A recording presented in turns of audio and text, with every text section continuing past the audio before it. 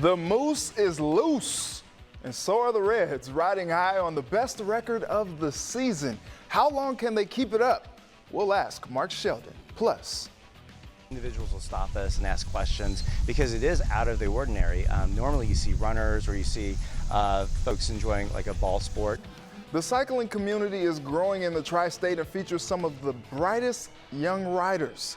We'll introduce you to a high schooler making a name for herself right outside the doors. And Bengals fans, how you feeling? Still optimistic? I know, it's just preseason. Coming up, we'll talk it out with Ben Baby. From WCPO 9 Sports, this is Sports of All Sorts. What up? Welcome to Sports of All Sorts. I'm Reggie Wilson. We are only weeks away from the Bengals opener, and there is much to be done before week one. The Bearcats finished up camp, and they're ready to go as well. A season full of expectations kicks off for them in a couple weeks. But high school football is here. Lots of exciting matchups across the tri-state, and we'll break that down later in the show. But we have to start with the hottest team in the Queen City, those Cincinnati Reds. Every game is important for their playoff hopes, including the one today. Reds going for the 4-game sweep of the Marlins. You know, a good way to start a game. How about with the bomb? Tyler Naquin smashes one. Solo shot. Puts the Reds on top 1-0. More on him in a bit. Mike Moustakas is on a career-long 0 for 26 skid, snapped in just a swing of the bat. Solo shot gives the Reds back the lead. Vladimir Gutierrez, this rookie just keeps shining. He gave up a run but only allowed 3 hits, struck out 8 through 7. Back to Naquin, bottom 8. I think I know what his favorite show is. MASH. He does it again. 18th home run of the season, 3 doubles last night. He might want to play the Marlins every series. Reds win 3-1, keeping pace with San Diego for that second wild card spot. Exciting, but I mean, obviously, it ain't just me, man. Goody kept us in that game, and just that dude's been unbelievable ever since he's been here. So, and then Moose coming up and does what he does, you know. Just you can't always count that dude out, man. He'll leave the ballpark at any moment, and that's what he did. All right, fun times on the beat for our first guest, Mark Sheldon. Read his work on the Reds at MLB.com. Mark, what's up? How you doing? I'm sweating it, but I'm doing okay. It's a nice, hot, humid day here in Cincinnati. Yeah, Sherry said anything over 70 is oppressive heat, so you're enduring, my friend. The Reds are playing well right now. Season high, 12 games over 500. What do you attribute to that success? There's a whole lot of things that are happening right now, and that's what makes it why they're so successful. It starts with Joey Vato's hitting, Tyler Naquin lately. Nick Castellanos has come up after being injured and kind of slow to come back. He's been pretty good these last few games. You got the starting pitching's been strong. They had a good weekend of starting pitching. And yes, the often maligned bullpen has been pulling its weight as well. The additions of Luis Cessa and Michael Givens especially have been a big boost, as has Michael Lorenzen's return from an injury. Mm-hmm. And you put it all together, and this is a team surging at exactly the right time, and they've had a really easier schedule than they had in the first half, and that's certainly helping as well. All right, Mark. So as good as the team has played recently and all those things you just listed, they're still 7 games back of Milwaukee. That's what they play next after a day off tomorrow. Do you see them being able to close this gap somehow? I think it'll be difficult, but if they go up there and sweep, then they're suddenly 4.5 back, and with 32 left to play in the regular season. So I would say that's definitely doable. However, they just did take a 1-game lead on the Padres in the wild card standing, so they're certainly in a position of strength now. They are the ones being pursued rather than the ones chasing in that part of the playoff picture. So either way, things look pretty good for them right now. I would definitely say the chances are low that they can come back and catch Milwaukee, but Milwaukee has had a very odd history in the last couple of decades of some late season collapses that are mystifying for them, and they've had their heart broken a lot over the years. So you never know. The Reds have to keep playing, and that's what they said today. Their eye is on the prize of winning the division, and they haven't given up on that. But they aren't looking ahead either, so they just have to keep playing. They've done a really good job of staying focused on the game in front of them and not looking ahead too far. Yeah, and San Diego is going to be tough all season, so that's a slugfest that's going to continue to happen for the rest of these games this year. So that's going to be an interesting race to watch in the wild card if they can't close that gap in the division. I do want to talk about Joey Vado. He's having an MVP type season. He said he's trying to hit home runs. How amazing is this zone he's in just a few weeks shy of his 38th birthday? It really is incredible. Vado is, like you said, he's almost 38. About a year ago, he was hitting 191. He got benched for 3 games, and then he made a course correction, changed his whole approach, decided he wasn't going to worry so much about having that perfect strike to swing at, and he got a little less selective and started hitting for power. And it's really worked since then, but it's especially worked since about mid-June or so, and he's been crushing. In the last, I think, 32 games, he's got 17 homers and 41 RBIs, and it just seems like he's expected to hit a home run now. It's really uncanny how he can just go in and just change the game. And not only is he hitting home runs, he's hitting them with men on base. Guys like Castellanos, and before he got hurt, Winker were on base ahead of him. Right now, Naquin's on base ahead of him, and India. And he's driving in runs, and he's just become a leader. He's having the most fun I think I've seen him have on the field, at least in years. He's got to be relishing this opportunity to be in a pennant race this late in his career. It's been a long time. Between 14 and 19, when there was 6 years of no chance at a postseason. They got a little taste of it last year, had their hearts broken, and now he has an opportunity to go into the playoffs and maybe deep in the playoffs. Yeah, it's really amazing stuff. Very exciting times right now for the Reds. They seem to be playing their best baseball at just the right time. So I know you'll continue to be on that beat, covering everything that's going on with the Reds, and we appreciate you taking some time with us tonight, Mark. All right, have a good evening, Reggie. All right, you too. All right, the Bengals are a couple games into the preseason, and there are more questions than hype coming up. What's up with their first-round draft picks' hands? And hear why the team may not have done enough to address the offensive line.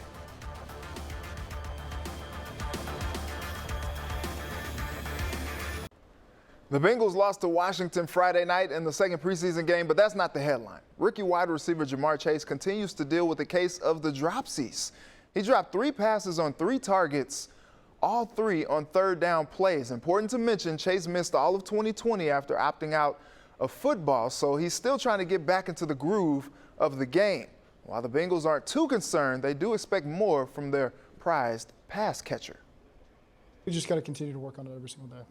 It's key that our receivers do a great job focusing, catching the ball. He's getting better every day at a lot of the other details that maybe go unnoticed. So we'll just keep looking for improvement there.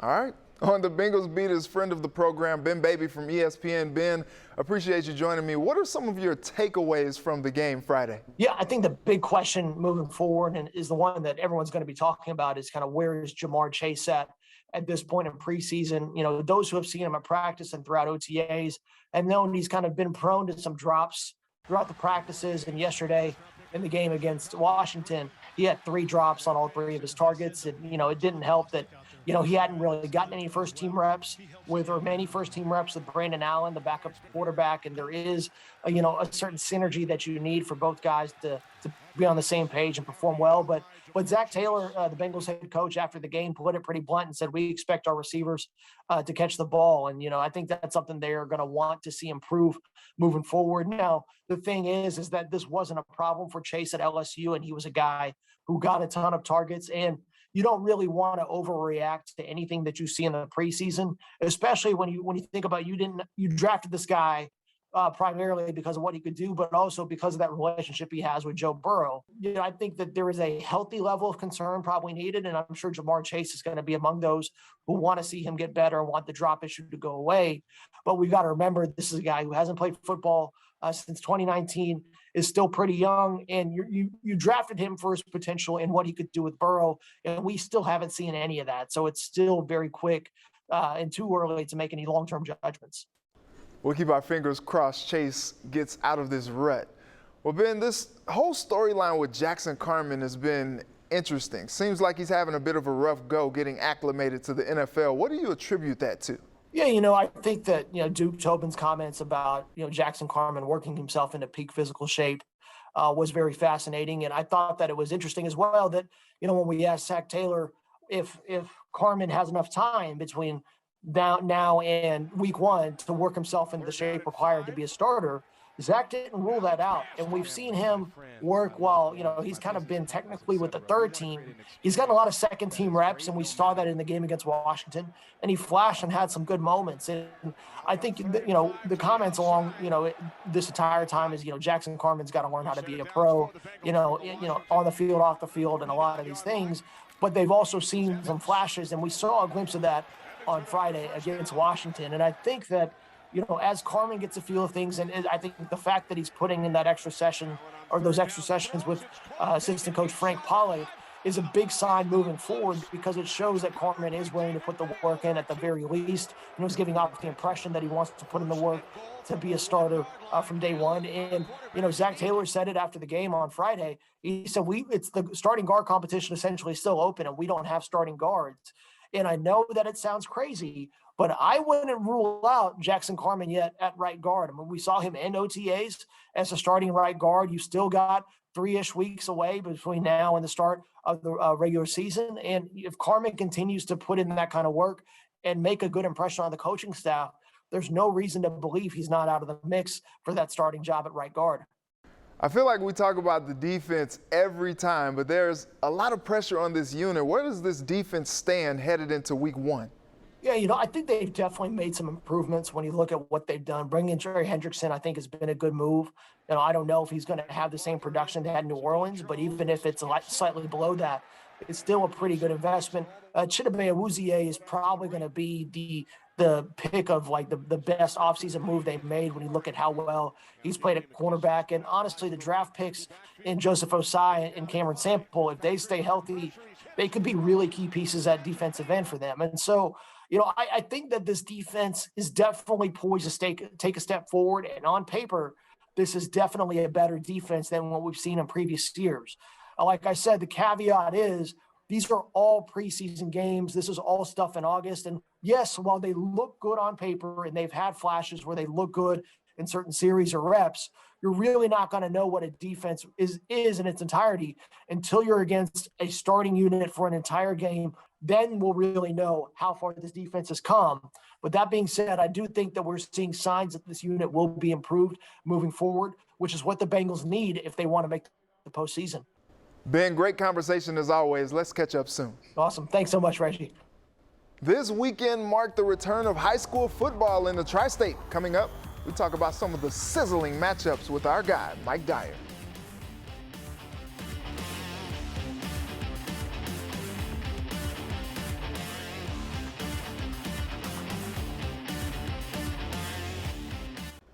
Welcome back. We recently enjoyed the Olympics, which showcases sports of all sorts on a worldwide level. One of those sports takes place right here in the Tri-State. Check it out. This is not your normal afternoon at Mason High School. It's race day for the Cincinnati cycling community. We normally travel throughout the country and do races, but being a couple miles away from home, it's kind of hard not to pass it up. The Schoolyard Rumble is a USA Cycling sanctioned event, a unique experience happening in the school's parking lot. This is just taking it to that next level and enjoying how fast you can go at your own power. So it's very, very fun. In this group of riders, you'll find a cycling prodigy, Lexi Steerwalt. I started riding my bike when I was about 5, and then I started doing kids races when I was 7. And then around 10, 11, I started getting more serious into it. And a proud dad. She's still my kid. Who taught her everything she knows. Not many 16-year-olds will spend a Friday night riding their bikes with their dad. We ride our bikes together probably about 5 days a week. Took that a little hot. Matt Steerwalt has been cycling for 32 years, and in June, he got to see his daughter Lexi become a national champion. I've been training super hard all road season for that, and it's something I've dreamed about for a while, so I was super happy, and I had never wanted to win a race as bad as I did then. And recently, the student surpassed the teacher. I officially dropped him for the first time, so that was awesome. Maybe only awesome for one of them. I enjoy seeing her do that, but she shouldn't be able to beat the old man yet. But it's rewarding. It's rewarding to see her hard work paying off. But the competition is still strong between these two cyclers. That won't happen again. We'll see about that. Lexi wants to eventually race on the world team, and Matt is excited to see how far she goes. who knows? Maybe she'll be an Olympian one day. Maybe she'll just decide that she's going to ride the bike trail and enjoy the comfort of riding her bike. But whatever she decides to do, it's entirely up to her, and we'll support her 100% of the way. So these two will keep riding to the finish line or just to the next parking spot. In Mason, Reggie Wilson, WCPO 9 Sports. Well, high school football is officially back, and the defending state champs St. X picked up right where they left off last year. In a much-anticipated rematch from the 2020 playoffs, the Bombers once again beat Lakota West, this time 31-14 to start the season. It's week one, guys. We're still feeling this out and trying to figure out who we are. And I'm not going to speak for Tommy, but he's going to say the same thing. I thought it was a very hard-fought game, though. I thought the kids both sides of the ball played incredibly hard. Pleased to be joined by our high school insider, Mike Dyer. It's been a while, Mike. Glad to be talking ball with you again. What were some of your takeaways from the first weekend? Well, Reggie, thanks for having me as always, and really appreciate the opportunity to talk about high school sports. A week earlier in Ohio than what we normally are discussing. Been doing this for 18 years, and I can't recall another time where we've started on the 20th of August or sooner than that. So I think just in the Ohio side, I mean, everybody was talking about the big rematch, St. X and Lakota West from Friday night, and would it live up to the billing of last year's regional final? Everybody remembers the 27 seconds that separated, Lakota West and St. X from reaching that state title game, and obviously St. X won that game. But yeah, I mean, you really saw St. X, I thought, and I alluded to this on Friday night, kind of get back to running the football a lot more than what we saw last year. Charles Kellum, a senior, scored 2 rushing touchdowns. But the surprising part was, you didn't see as much passing from senior quarterback Brogan Mackay. But as we all know, Reggie, these two teams could play again in the playoffs. And, what takes place August 20th and what takes place in late October, really 2 different seasons.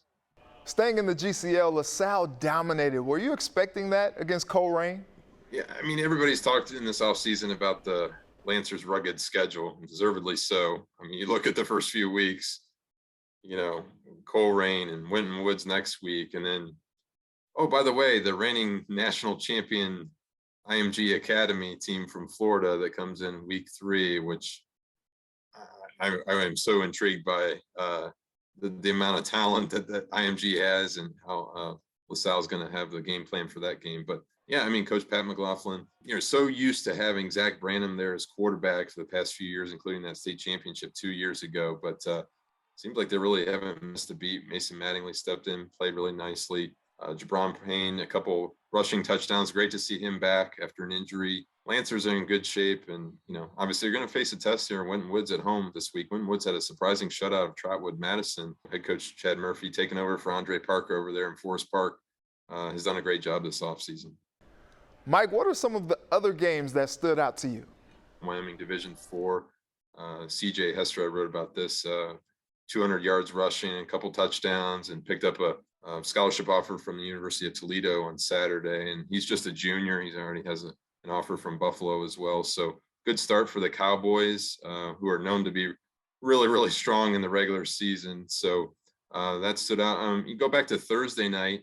I was out at Princeton watching the Vikings put up 58 points against Anderson, 58-45. It was over 700 yards of offense for Princeton, as I just mentioned before. Andre Parker taking over the reign there at the Vikings program, first season after Mike Daniels left to go to the college coaching ranks. But I don't think anybody expected to see the amount of points from both teams, let alone Princeton. But their sophomore quarterback, T.J. Engelman, really, really impressive, filling in for Makai Lynn, their senior starter. So Vikings off to a good start. And Roger Bacon with a good start, 4-point win over Taft. The cream always rises to the top, Mike. A pleasure as always. Very exciting time of the year, very busy time of the year for you, so I appreciate you lending me some of it. Take care. Thanks, Reggie. The operative word is busy, but it is very fun. But as we all know, it's great to have high school football back and see so many packed venues that we just didn't see a year ago. So the atmosphere is increased exponentially, even from the past 12 months. Thanks again, Mike. We'll be right back to wrap up the show. Welcome back. Coming up after the show is In Depth with Graham Benzinger. Check out what's on tap tonight. This week, we're in Dallas spending the day with Dak Prescott. The Cowboys quarterback gives us a tour of his property. You want to try to run a pass, go to the end zone? And addresses racism. I still feel funny when a cop's behind me or turns on his lights. Plus, Dak and his brother open up about family tragedy. I didn't do what she's always asked me to do. I didn't keep her boys safe. All that's coming up next, right here on In Depth. All right, Graham, looking forward to that one. Well, it's been real. It's been fun. It's been real fun, but we got to go. I'd like to thank my guests Mark Sheldon, Ben Baby, and Mike Dyer for joining me tonight. And thank you to my village who helped me put this all together. Thank you for watching. Let's do it again next Sunday. Until then, have a good night and a very blessed week.